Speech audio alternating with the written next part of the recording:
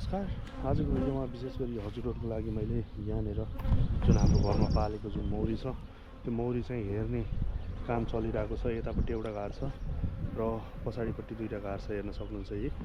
र यो अब हेर्ने कसरी के गर्ने सबै कुरा मैले जानकारी दिँदैछु। विशेष गरी फागुन र यो जुन चैत महिना छ, यो चैत महिनामा धेरैभन्दा धेरै मौरीहरू फुट्ने हैन, नयाँ मौरी बनाएर हिँड्ने त्यो काम चाहिँ गर्ने गर्छ र यो कुरा पनि हामीले ध्यान दिनुपर्ने हुन्छ। अब मैले यसको बारेमा के कुराहरू ध्यान दिने, कसरी हेर्ने, के गर्ने भनेर त्यो सबै जानकारी चाहिँ मैले हजुरहरूलाई दिँदैछु। हेर्नुहोस् है त। र सबैभन्दा पहिला यहाँनिर हेर्न सक्नुहुन्छ आफूसँग चाहिँ वेल सेटअप यो जुन चाहिँ टोपी भयो हैन, अनि यो टोपी पन्जा यो सबैको व्यवस्थापन चाहिँ गर्नुपर्ने हुन्छ। र गरिसकेपछि आफू सेफ्टी भएर फुल कपडाहरू लगाएर यसरी तलपट्टि बुटदेखि सबै कुराहरू लगाएर चाहिँ पहिला सुरु यो हामीसँग अर्को एउटा स्क्रु ड्राइभर पनि चाहिन्छ कि यो मतलब चप्केको हुन्छ एकदमै। यो पुटले गर्दाखेरि यिनीहरूले जुन चोप लिएर आएर चप्काउने गर्छन्, त्यो चप्केको कारणले गर्दाखेरि हामीले स्क्रु ड्राइभर चाहिँ प्रयोग गर्नुपर्ने हुन्छ। र निकालेको स्टाइल पनि देखाउँदैछु, एकदम सुस्त बिस्तारै निकाल्नुपर्ने हुन्छ। यहाँनिर हेर्नुहोस् है। र यसमा चेक गर्ने भनेको रानीको अवस्था कस्तो छ, रानीको जुन नयाँ सेल बनाएको छ कि छैन, बच्चाहरू बनाएको छ कि छैन, रानी एक्टिभ छ कि छैन, यी कुराहरू चाहिँ हामीले सबै कुराहरू चाहिँ ख्याल गर्नुपर्ने हुन्छ। जस्तै यहाँनिर कुनै पनि एक्स्ट्रा सेलहरू पलाएको छ कि छैन, त्यो कुराहरू पनि हामीले चेक गर्नुपर्ने हुन्छ। बेसिक कुरा भन्दैछु, सामान्यतया एउटा घर किन्दाखेरि करिब 7,000-8,000 रुपियाँ चाहिँ सिजनमा पर्ने गर्छ भने बेसिजन भनेको जस्तो वैशाख जेठ असार साउनमा हजुरहरूले किन्नुभयो भने 6,000 सम्ममा पनि पाउनुहुन्छ घर। र तरकारी खेती अथवा केही खेती गर्दै हुनुहुन्छ भने हजुरहरूले एउटा घर चाहिँ अनिवार्य रूपमा चाहिँ राख्नुपर्ने हुन्छ साथीहरू, किनकि यसले पोलिनेसन गर्ने गर्छ। पोलिनेसनले गर्दाखेरि हाम्रो खेतीबालीहरू, धानहरू भयो अथवा तोरीहरू भयो, त्यो तोरीहरूमा धेरैभन्दा धेरै दाना चाहिँ हाल्ने गर्छ, त्यो कुरा पनि ख्याल गर्नुपर्ने हुन्छ। र जहिले पनि यो राख्दाखेरि जाडो मौसममा चाहिँ घाममा राख्नुपर्ने हुन्छ। घाम यानि कि पूर्वदेखि पश्चिमसम्म मजाले स्टार्टिङदेखि इन्डिङसम्म घाम पर्ने गरी। र यहाँनिर तपाईँहरूले देख्न सक्नुहुन्छ यो मसिनो मसिनो सेतो आकारको, यो सेतो आकारको भनेको सबै यिनीहरूले पारेको अन्डाहरू हो। यहाँनिर हेर्नुहोस्। र यतापट्टि चाहिँ बच्चाहरू चाहिँ फुल टालेर राखेको छ यी। र हामीले यहाँ रानी खोल्दैछौँ, रानी हेर्नुपर्ने हुन्छ। यो ठुलो चाहिँ यो ढ्याप्रा गरेर हिँडेको छ नि, यो यिनीहरू चाहिँ भाले हो, भालेको मात्रै। यहाँ पनि देख्न सक्नुहुन्छ यो ठुलो चाहिँ, यो ठुलो जुन हामीले यहाँ देखाइरहेको छौँ हजुरलाई, यो मैले औँलाले देखाएको छु नि, यो चाहिँ भाले हो यी। र यो भाले हो। र अरू चाहिँ सानो पछाडिपट्टि पुठो गरेको चाहिँ यो चाहिँ पोथी हो। र यहाँनिर यी बच्चाहरू निकाल्ने क्रम चाहिँ जारी छ। यो टालेको भाग जति सबै के हो त भाले हो, यानि कि बच्चाहरू पनि छ। र यहाँनिर देखाउँदैछु। र मैले कुरा गर्दै थिएँ हजुरहरूलाई कस्तो भागमा कतापट्टि फर्काउने भनेर। र विशेष गरी जाडो मौसममा पारिलो ठाउँमा राख्नुपर्ने हुन्छ। घाम सुरुदेखि अन्तिमसम्म घाम पर्ने। र गर्मी मौसममा चाहिँ अब बिस्तारै अब गर्मी सुरु हुन लाग्यो, गर्मी मौसममा चाहिँ शीतलतिर चाहिँ लानुपर्ने हुन्छ, शीतल भागतिर। हजुरहरूलाई देखाउँदैछु मैले यहाँ हेर्नुहोस् त। यो सबै फ्रेमहरू हेर्दैछौँ र प्रायः जसो यो माथिपट्टिको भागहरूमा चाहिँ मह बनाउने गर्छ।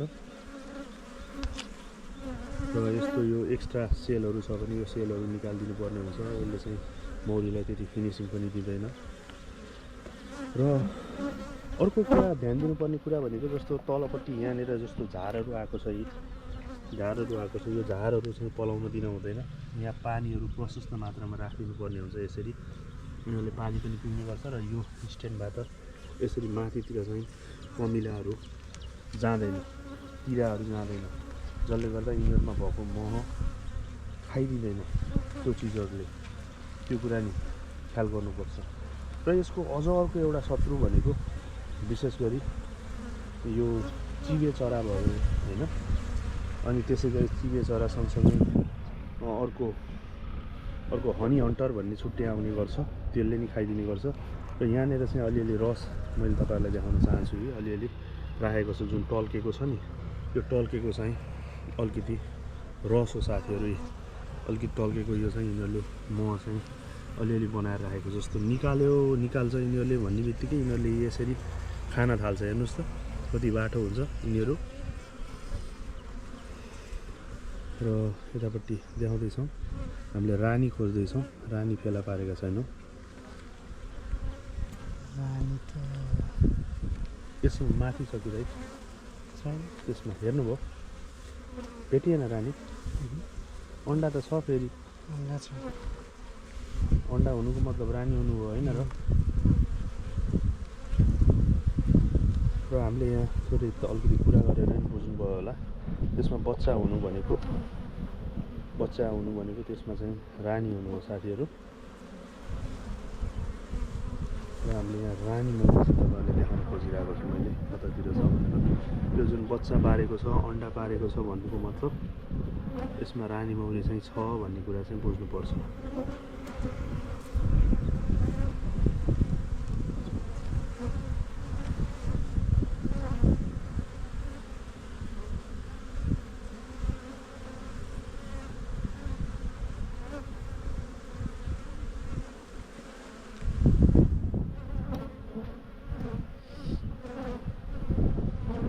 त्यसमा छ कि हेरौँ त त्यही पनि त्यो दुईटामा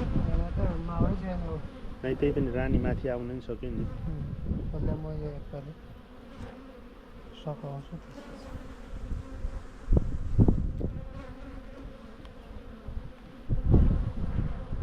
निकाल्ने स्टाइल तपाईँहरूलाई देखाउँदैछौँ हामीले बिस्तारै निकाल्नु पर्ने हुन्छ यहाँनिर एउटा रानीको सेल बनाउने क्रम चाहिँ यसरी त्यहाँ बनाउँदैछ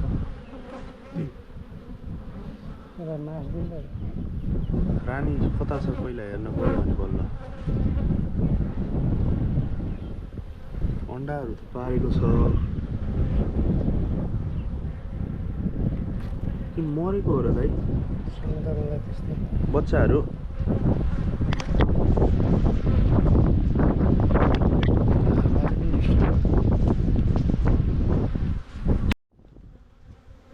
यहाँनिर हेर्न सक्नुहुन्छ साथीहरू यो चाहिँ रानी हो यहाँ देखाइरहेको छु मैले यो रानी मौरी ठिक छ कि छैन के छ भनेर चाहिँ यो कुरा ख्याल गर्नुपर्ने हुन्छ र जस्तो यसको चाहिँ बच्चाहरू चाहिँ अलिकति सुके जस्तो छ अब यसको उपचार के हो भनेर एकचोटि रिसर्च गरेर त्यो कुरा पनि ख्याल गर्नुपर्ने हुन्छ रानी चाहिँ छ हेल्दी नै छ हिँडिरहेछ रानी ठिक छ भन्ने कुरा बुझ्यो र अर्कोमा सेल थियो नि राइट त्यो सेल चाहिँ निकालिदिनु पर्यो अब रानी बुढो भएको भए एकदमै बुढो प्वाखै नभएको जस्तो हुन्छ साथीहरू त्यो छ भने रानी पनि चेन्ज गर्नुपर्ने हुन्छ त्यो कुरा पनि ख्याल गर्नु होला तपाईँहरूले एकदम टिपिकल तरिकाबाट तपाईँहरूले घरमै पाल्न सक्नुहुन्छ डराउनु हुँदैन अलिअलि एउटा दुईटा टोक्छ नटोक्ने होइन तर यहाँनिर थोरै रानीको सेल हामीले निकालिदिनु खोजिरहेछौँ थोरै यहाँनिर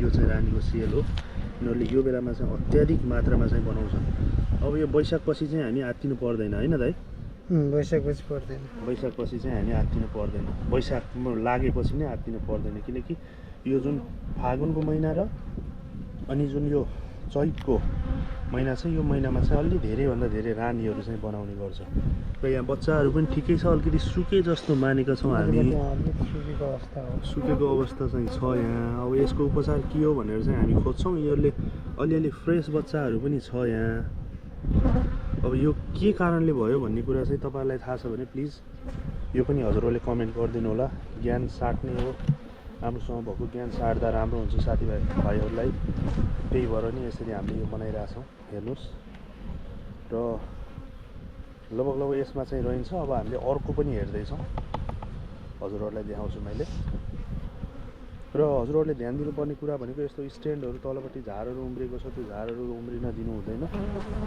र अब बिस्तारै हामीले यसलाई चाहिँ जस्तो घाम पहाडिलो एरियामा छ नि हेर्नुहोस् त बिहानदेखि साँझसम्म यसमा घाम लाग्छ यो घाम नलाग्ने ठाउँमा चाहिँ अब हामीले लान्छौँ यसलाई किनकि गर्मी सुरु भइसक्यो अत्याधिक मात्रामा गर्मी सुरु भयो भनेपछि यो कुरा चाहिँ ख्याल गर्नुपर्ने हुन्छ र अब यसलाई चाहिँ हामीले बन्द गर्दैछौँ बिस्तारै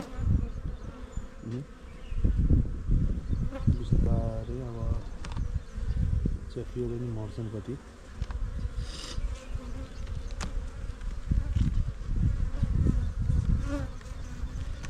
सेट भइसक्यो हेर्नुहोस् यहाँनिर।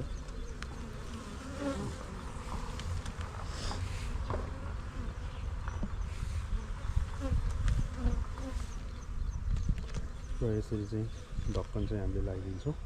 सकेसम्म यो काठको भन्दा बोराहरू राख्दा चाहिँ राम्रो हुन्छ, किनकि त्यसले मौरीहरू मर्दैनन्, मौरीहरू च्यापिँदैनन्, त्यो कुरा पनि ख्याल गर्नुपर्ने हुन्छ साथीहरू। यसरी चाहिँ हामीले यो घार चाहिँ हेरेर भ्याइसक्यौँ। यसरी हेर्ने गरिन्छ। अब हामी अर्को दोस्रो घारमा चाहिँ जाँदैछौँ।